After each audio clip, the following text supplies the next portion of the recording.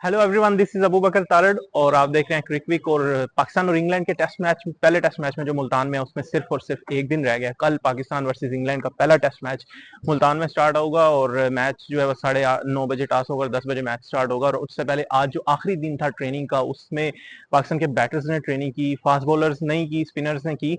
तो वो उसका उसके बारे में आपसे शेयर करता हूँ और किसने क्या ट्रेनिंग की। और उसके अलावा आज ट्रॉफी अनवील हो गई है Pakistan versus England test series के लिए जो है।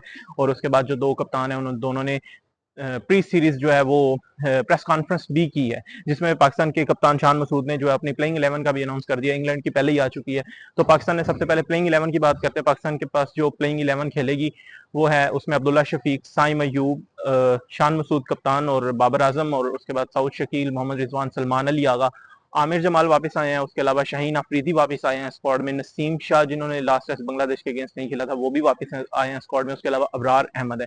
तो 3 seamers, 2 spinners, allrounder Salman Ali Agha consider किया जा रहा है और स्पिनर स्पेशलिस्ट जो है वो एक ही है।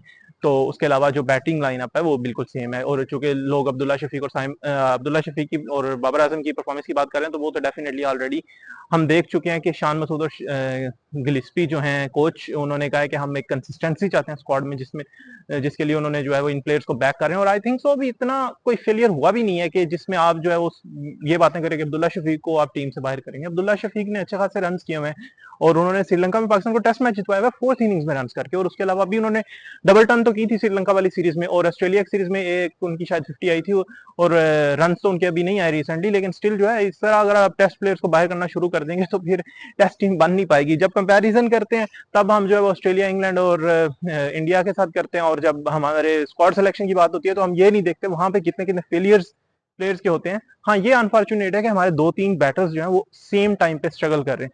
तो आज के प्रैक्टिस सेशन की मैं बात करता हूँ, इसमें आज जो बैटर्स ने प्रैक्टिस की, उसमें बाबर आजम और सऊद शकील जो है वो एक साथ बैटिंग प्रैक्टिस कर रहे थे साथ साथ वाले नेट्स में। और पहले बाबर आजम जो उन्होंने स्पिनर्स के अगेंस्ट नोमान अली और एक नेट बॉलर हैं यहाँ पे वो थे, और उनके अगेंस्ट जो उन्होंने बैटिंग की। उसके अलावा जो सऊद शकील की सबसे पहले बात करूंगा, उनका काफी ज्यादा ये इस चीज पे डिस्कशन हो रही है कि वो पुल शॉट, जो शॉर्ट बॉल के ऊपर उन्होंने रिसेंटली कुछ स्ट्रगल किया और वो कोई 4-5 दफा शॉर्ट बॉल पे आउट हुए।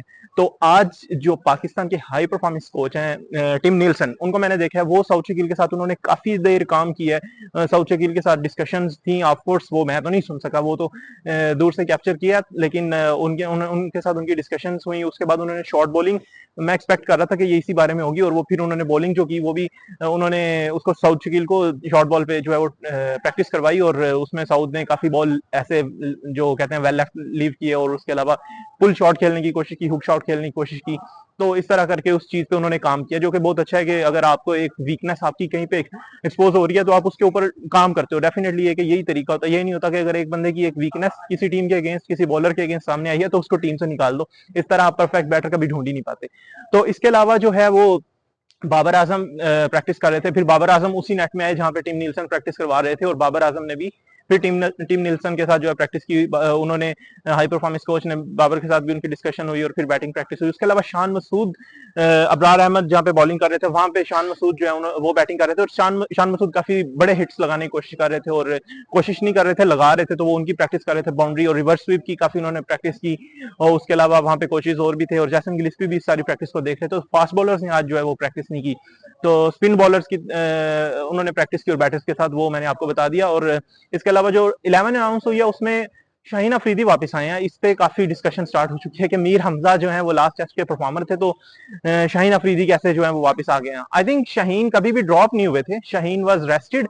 और स्पेशली जब उनका वो बेबी हुआ तो वो कराची चले गए, तो फिर टीम ने उनको जो है वो टाइम दिया। तो that's I think totally fine कि वो उनको रेस्ट अगर दिया था। और वैसे भी अभी वाली मैनेजमेंट काफी ज्यादा इस चीज की बात कर रही है कि हमने रोटेशन पॉलिसी रखनी है। आज भी शाद ने बोला कि फास्ट बॉलर के साथ हमें रोटेशन पॉलिसी जो है वो अपनाना पड़ेगी। तो मे भी, और कभी भी आई डोंट थिंक सो कि मीर हमजा ड्रॉप हुए हैं। मीर हमजा आपको अगले टेस्ट में नजर आ सकते हैं, उससे अगले टेस्ट में नजर आ सकते हैं। तो शाहीन अफरीदी को मैंने जो नेट में बॉलिंग करते कल देखा, वो काफी रिदम में नजर आए। तो मे भी यही रीजन हो कि जो है वो टीम में वापस आए हैं। लेकिन पाकिस्तान आई थिंक जो अपने बेस्ट बॉलर्स कंसिडर करता है, डेफिनेटली उसमें शाहीन अफरीदी और नसीम शाह हैं।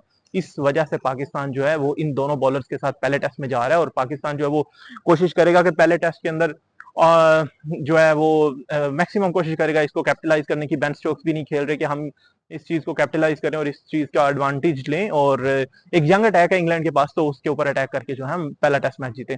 तो that's all from the today's practice session, और कल मैच स्टार्ट हो रहा है, तो इंशाल्लाह मैच के बाद मिलते हैं कि मैच के अंदर पाकिस्तान कैसा परफॉर्म करता है। होप्स हो कि पाकिस्तान इस दफा जो है वो अपनी टेस्ट विक्ट्री काफी देर बाद जो हासिल करनी है वो कर ले। अल्लाह हाफिज।